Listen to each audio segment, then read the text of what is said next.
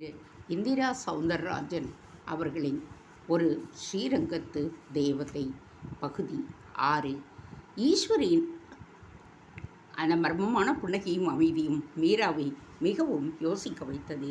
இடையிடையே டாக்டர் அதற்கு மேல் பேச எதுவுமில்லை என்பது போல் அவர்களை பார்த்துவிட்டு, நல்லதுமா, நான் புறப்படுறேன். நீங்கள் சொன்ன மாதிரி ஆஷாவோட மாமா வந்து குழந்தைய வாங்கிட்டு போனால் ரொம்ப சந்தோஷந்தான். அப்படி அவர் வந்து விட்டு போகும்போது கொஞ்சம் எங்களையும் பார்த்துட்டு போக சொல்லு. ஃப்யூச்சரில் எங்கள் ஆஸ்பத்திரிக்கு எந்த கெட்ட பேரும் வந்துடக்கூடாது. அதனால் நாங்கள் அவர் கையில் குழந்தை இருக்கிற மாதிரி ஒரு ஃபோட்டோவை எடுத்து வச்சுக்க விரும்புகிறோம் என்று அவர் கூறவும் அரை மனதாக தலையை அசைத்தாள் மீரா. சித்தை இருங்கோ, காஃபி சாப்பிட்டுட்டு போகலாம் என்று பங்கஜம் பாட்டி பரிவை புன்னகையோடு தவிர்த்த டாக்டர், ஈஸ்வரி, உனக்கு வேலை இல்லாமல் போயிடுச்சு, நீயும் போ, உன் வேலையை பாரு என்றார். அது பாட்டுக்கும் ஒரு பக்கம் நடந்துக்கிட்டே இருக்குது டாக்டர். இந்த குழந்தை நல்ல அதிர்ஷ்டமான குழந்தை தான் பாருங்கள். இதுக்காக வக்காலத்து வாங்க எவ்வளோ பேர் என்று தன் முன்னால் இருக்கும் அவ்வளோ பேரையும் காட்டினாள் ஈஸ்வரி. இது அதிர்ஷ்டமான குழந்தை என்று அவள் சொன்ன விதத்திலும் அந்த பாடி லாங்குவேஜிலும் பலத்த அழுத்தம். மீரா அதற்கு எந்த பதிலும் கூறவில்லை. ஆனால் உங்ககிட்ட மாட்டாமல் எங்கிட்ட மீரா இருக்கிறது ரொம்பவுமே நாங்கள் அதிர்ஷ்டமான குழந்தை இருந்தது, அதுக்காகத்தான் சொல்கிறோம். இப்போ நீயே உன் வாயாலையும் சொல்லிட்ட என்றாள் முத்துலட்சுமி. அவளுக்கு பதில் சொன்னது போலவும் ஆயிற்று, ஒரு அறை விட்டது போலவும் இருந்தது. ஈஸ்வரிக்கு அதற்கு எந்த பதிலும் உணர்வையும் காட்டவில்லை. அவளுடைய முகம் ஒரு அலட்சிய சிரிப்பை காட்டியது. இதெல்லாம் வாழ்க்கையில் எல்லாவித பாடுகளையும் பட்டவர்களுக்கு மட்டும்தான் சாத்தியமாகும். ஒரு வழியாக அவர்கள் புறப்பட்டு தாங்கள் வந்த ஆஸ்பத்திரி வேனில் ஏறவும் மறுபடியும் அது உருவிக்கொண்டு புறப்பட்டது. எதிர் வீட்டிலும் பக்கத்து வீட்டிலும் பலத்த பார்வை. சீதாவை அவர்கள் பார்த்து திராவகத்தில் தூக்கி போட்டது போல ஆகிவிட்டிருந்தது. அதிலும் எதிர் வீட்டு கோமளமும் அவள் அக்கா மைத்திலியும் அந்த தெருவுக்கே ஆல் இண்டியா ரேடியோவாகவும் தினத்தந்தியாகவும் மாலை முரசாகவும் விளங்கிடும் நடமாடும் செய்தி செம்மல்கள் எல்லாம் சேர்ந்து சீதாவை கலக்குவதை கவனித்த மீரா தன் அம்மாவை உற்று பார்க்க ஆரம்பித்தாள். எதுக்கு மீரா இப்படி பார்க்குற? பார்க்காம உனக்கு இப்போ சோறு, துணிமணி, நகை நட்டு, வியாதி வைக்கின்னு எதுவுமே பிரச்சனை இல்லை. எதிர்பாராமல் வந்த இந்த குழந்தைக்கும் ஒரு வழி பிறக்க போகிறதால இதுவும் உனக்கு பிரச்சனை இல்லை. இதெல்லாம் ஒரு கோணத்தில் நிஜமாலுமே பிரச்சனை தான். இதுக்காக வருத்தப்படுறதுல அர்த்தம் இருக்குது. ஆனால் எப்போவும் தெருவில் நடக்கிறத பார்க்குறதும் அப்படி பார்த்ததை வச்சு பலவிதமாக பேசுகிறதையும் பொழுதுபோக்காக வச்சுருக்கிற இந்த கோமளம், மைத்திலி மாதிரி ஜென்மங்களை எல்லாம் நினச்சா பயப்படுறது. எதுக்குமா இப்படி பயப்படுற? எப்போம்மா இந்த அக்கம் பக்கம் அரக்கிகள்கிட்ட இருந்து நீ விடுபட போகிற? ஏம்மா, உன்னை நீயே ஏன் இப்படி படுத்திக்கிற? மீரா பாயிண்டாக கேட்கவும் சீதாவால் ஒரு பதிலை பளிச்சென்று கூற முடியவில்லை. அதற்காக அவளால் பயப்படாமலும் இருக்க முடியவில்லை. அதை கவனித்த ஸ்ரீதரும் சகுந்தலாவும் சட்டென்று ஒரு முடிவுக்கு வந்தனர். விறுவிறுவென்று எதிர்வீடு நோக்கி சென்றனர். ஐயோ, இவா எதுக்கு எதிர்த்தாத்துக்கு போறா? சீதா பதறினாள். பதறாத, நடக்க போகிறத மட்டும் கவனி என்றாள் மீரா. அவர்கள் இருவரும் திரும்பி வரும்பொழுது கோமளமும் மைதியும் உடன் வந்தனர். வாங்க, உங்கள் கூடலாம் மனசு விட்டு பேசணும் தான் உங்களை கூப்பிட வந்திருக்கோம். மீரா கையில் இருக்கிறது எங்கள் ஃப்ரெண்டு ஆஷாவோட குழந்தை. இந்த குழந்தைக்கு நிறைய உறவினர்கள் இருந்தாலும் இப்போ ஆதரிக்க யாரும் இல்லை. மீராவுக்கு மனசு கேட்கல. அதுதான் இப்போ பாதுகாப்பாக அவகிட்ட குழந்தை இருக்குது. தாய்ப்பால் இல்லாமல் குழந்தை கஷ்டப்படக்கூடாதுன்னு தான் மகாலட்சுமிங்கிற ஒருத்தி வந்து பால் கொடுத்துட்டு போகிறா. அவளுக்கு பணம் கொடுத்தோம், தாய்ப்பாலை விற்றா அதை விட பாவம் இல்லைன்னு சொல்லிட்டு போயிட்டா. இதுதான் இப்போ இந்த குடும்பத்தோட சூழல். இதுக்கு இடையிலே நடந்த மீராவுக்கான பெண் பார்க்கும் படலம் நல்ல விதமாக முடிஞ்சிடுச்சு. மாப்பிள்ளை சுதர்சன் ரொம்ப பெரிய மனசுள்ளவராக இருக்கார். கல்யாணம் பண்ணிக்கிட்டா மீராவைத்தான் பண்ணிப்பேன்னு சொல்லிட்டார். ஆகக்கூடி எல்லாமே சுலபமாக மங்களமாக முடிஞ்சு போச்சு. அக்கம் பக்கத்தில் இருக்க உங்களுக்கு எல்லாமும் இது தெரியட்டுமேன்னு தான் சொல்லுறோம்.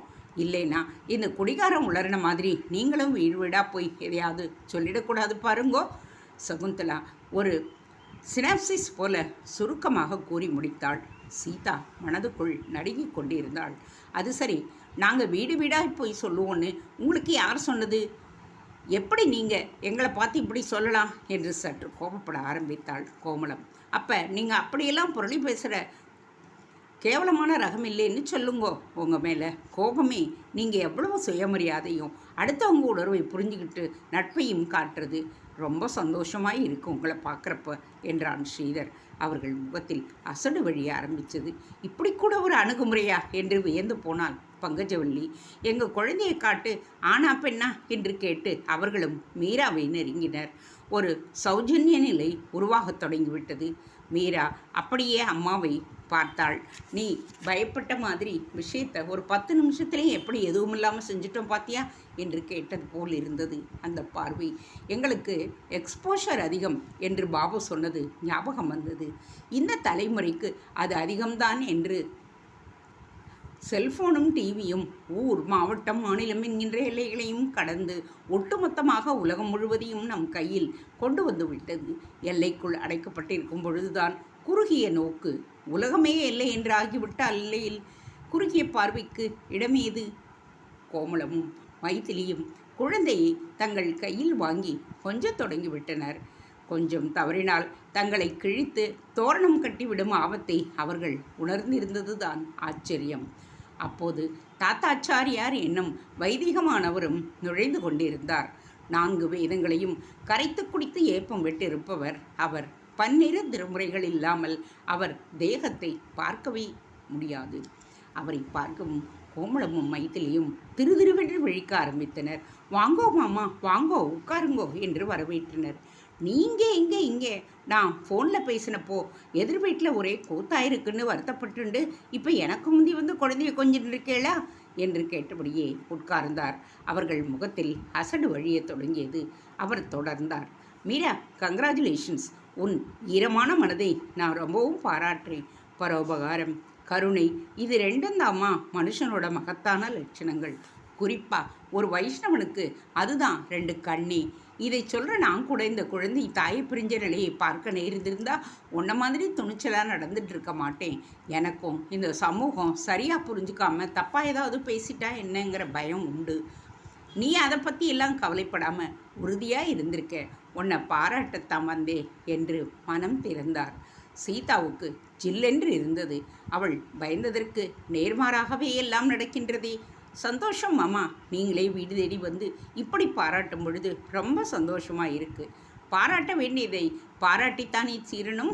அதிலும் இந்த இன்டர்நெட் யுகம் எல்லாமே எலக்ட்ரானிக்ஸ்னு மாறிட்ட காலம். எதையும் யாரும் எங்கேயும் மூடி மறைக்கவோ இல்லை கூட்டி குறைக்கவோ முடியாது தானே. எல்லாம் தான் பதிவாயிடுறதே. அதிலேயும் இந்த செல்ஃபோன் வந்தாலும் வந்தது. அதில் தப்பு பண்ணுறவா மானத்தை சந்தி சிரிக்க வச்சுடுறதே. ஆனானப்பட்ட மந்திரியிலேருந்து யாராக இருந்தாலும் அதுக்கிட்ட மாட்டிக்கிறாளே. முன்னெல்லாம் ஒரு தப்பு நடந்தால் அது சுற்றி இருக்கிற அவளுக்கு தெரியறதே பெருசு.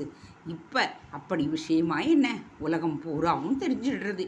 இப்படி ஒரு காலகட்டத்திலே அதுக்கு தகுந்த மாதிரி நம்ம மாற்றிக்கலைன்னா அது நம்மளை மாற்றிடுமோன்னு மறுவேளை பார்க்காது. தாத்தாச்சாரியார் மிக விச்ராந்தியாக பேசினார். அப்புறம் உனக்கு மாப்பிள்ளை பார்த்தாச்சுன்னு கேள்விப்பட்டேன். அதுக்கு உனக்கு என்னோட வாழ்த்துக்கள். தேங்க்யூ மாமா. மாப்பிள்ளை ரொம்ப முற்போக்காக நடந்துக்கிறதா பிள்ளையாட்டம் தெரிகிறதே. ஆமாம் மாமா. இல்லைன்னா உன் கையில் குழந்தைய பார்க்கவுமே திரும்பி போயிருப்பான். அசலான வைஷ்ணவ வித்து அதுதான் பரம தயாளனா நடந்துட்டுருக்கான். ரொம்ப வாஸ்தவமான பேச்சு. இதெல்லாம் உங்களுக்கு இவ்வளவு சீக்கிரம் தெரிய வந்திருக்குன்னா அதுதான் ஆச்சரியமாக இருக்குது என்று இடையிட்டாள் பங்கஜம்.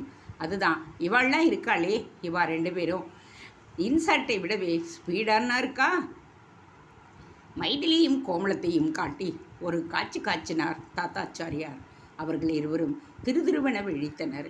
இவங்க ஏதாவது சொல்ல வேலைக்கு சேர்ந்திருந்தா கேரியரில் ப்ரைவேட்டாக வந்திருப்பாங்க. ஸ்ரீரங்கத்தை தாண்ட விடாமல் கட்டி போட்டுட்டா இப்படித்தான் உங்களோட பொழுது போகும் என்று பாபு அவர்களுக்கு வக்காலத்து வாங்குவது போல் பேச ஒரு இடியும் இடித்தான். நீங்கள்லாம் சிநேகிதிங்களா? ஆமாம் சார். அது என்ன சார்னு வெள்ளக்காரம்பாணி மாமான்னு உறவு எடுத்துக்கோங்கோ. ரொம்ப சந்தோஷம். அதே சமயம் வழி வழியாக வர்ற கலாச்சாரம் பண்பாடு சார்ந்த விஷயங்களை விட்டு விலகிறது புரட்சின்னு நினச்சிடாதீங்க. நீங்கள் என்ன சொல்ல வர்றீங்க? கல்யாணத்துக்கு அப்புறமா ஆம்பளையாளை காதலிங்கோ, அப்பா அம்மாவை மதித்து நடந்துக்கோங்கோ. நல்ல நட்பும் முக்கியம்தான். ராமாயணத்தில் வாலியோட நண்பன் ராவணன் 2 பேரும் என்ன ஆனான்னு உங்களுக்கு தெரியும் இல்லையா? அதே சுக்ரீவன் ராமனிடத்தில் சிநேகம் வச்சுட்டு 2 பேருக்குமே நன்மையை செய்தது தானே. வீட்டுக்குள்ளே நல்ல குடும்பஸ்தனுங்கிறது தனிச்ச அடையாளம். வெளியே தெருவில் இறங்கிட்டா நல்ல இந்தியனாக இருக்கிறது பொதுவான அடையாளம். 2மே முக்கியம்தான். அவர் கடிகார பெண்டலம் போல இடது வலமாக இருவகையில் சேர்கிற மாதிரி பேசியது மீராவின் நண்பர்களுக்கு புதியது. அப்போது தரிசனம் முடிந்து மாப்பிள்ளை சுதர்சனம் மற்றவர்களும் உள்ளே நுழைந்தனர். தாத்தாச்சாரியார் ஒரு வைணவ பிரபலம். வெங்கடேசன் அவரை பார்க்கவும், அடடி பெரியம்மாளா, உங்களை பார்த்ததில்லை, ரொம்ப சந்தோஷம் என்று கைகளை பணிவாக கூப்பினார். உமக்கு திருவல்லிக்கேணி தானே? ஆமாம், பரவாயில்லையே, என்ன தெரிஞ்சிருக்கே. காலம் எவ்வளோ மாறினாலும் பெருமாள் பக்தியில் குறைவில்லாமல் நல்ல வைஷ்ணவனாக இருக்கிற எல்லோரையும் எனக்கு ரொம்பவும் பிடிக்கும். அப்புறம் எங்கள் வீட்டு மீராவை மாட்டு பொண்ணாக்கிக்க போகிறேன்னு தெரிய வந்தது. ரொம்ப சந்தோஷம். மீரா ரொம்ப ஸ்ரேயஸான பொண்ணு. அவளுக்குள்ள ரங்கநாயகி தாயாரையும் பார்க்கலாம், ஜான்சி ராணியையும் பார்க்கலாம். உண்மைதான், என் பிள்ளையும் பேரில் சுதர்சனாக இருந்தாலும் அவனும் ஒரு ராமானுஜன். சபாஷ். இப்போ ராமானுஜர்களும் பெரியவாச்சான் பிள்ளை போல உள்ளவாளும் தான் தேவை. அங்கே ஒரு சுவாரஸ்யமான அரட்டை களை கட்டத் தொடங்கியது. சிந்துஜா மட்டும் தன் உம்மென்ற கோலத்திலிருந்து மாறவே இல்லை. அந்த அரட்டையில் சுதர்சனும் உற்சாகமாக பங்கு கொண்டான். இடையில் கமகமவென்று காஃபி வந்தது. வெள்ளைக்காரன் இதையும் ஊக்குப்பொடியையும் நம்மக்கிட்ட ஸ்ட்ராங்காக ஒட்ட வச்சுட்டு போயிட்டான். இதுக்கு சீனாக்காரர் மாதிரி க்ரீன் டீ குடிக்கலாம். அங்கே பெரும்பாலும் எல்லோரும் ஒல்லியாக ஒபிசிட்டி இல்லாமல் இருக்க காரணமே அந்த டீ குடிக்கிற பழக்கம்தான். நான் காஃபி பொடி இரண்டையும் தொடுறதே இல்லை, க்ரீன் டீ தான். அதனால் அனாவசியமான உழைச்சதை உடம்புல சேர்றதே இல்லை. தாத்தாச்சாரியார் மனம் விட்டு பேசினார். சூழல் மிக லேசாகிவிட்டது. கோமளமும் மைதிலியும் தங்களுக்கு இனி எந்த வேலையும் இல்லை என்பது போல், அப்போங்க நான் வரோம் அம்மா, வரேன் மீரா என்று வெளியேறினர். இடையில் ஸ்ரீராமின் செல்போன் ரிங்டோனில் வேத விநாயகா வெற்றி விநாயகா என்கின்ற அஜித் படப்பாட்டு. உடனேயே ஒதுங்கி காதை கொடுத்தான். மறுபுறம் அவளது காதல் சிநேகிதியான ஸ்வேதாவின் குரல். ஹாய்டா. டாவா தொலைச்சிடுவேன், மரியாதையாக பேசு. சரிடா, என்ன குஷியான முள்ள இருக்கியா? அப்படி தான் வச்சுக்கோயே. கோயிலுக்கெல்லாம் போயிருந்த போல இருக்கே. மாப்பிள்ளை சம்பந்தியெல்லாம் பெருமாளை சேவிக்கணும்னு ஆசைப்பட்டா. வெளியூரில் இருக்கிறவாளுக்குத்தான் நம்ம ரங்கநாதர் மேலே எவ்வளவு பக்தி. ஆனால் உள்ளூரில் இருக்கிற சிலருக்கு எப்போவாது இப்படி யாராவது வந்தால் தான் பக்தியே வருது. இப்போ எதுக்கு என்ன வம்பு கிழிக்கிற?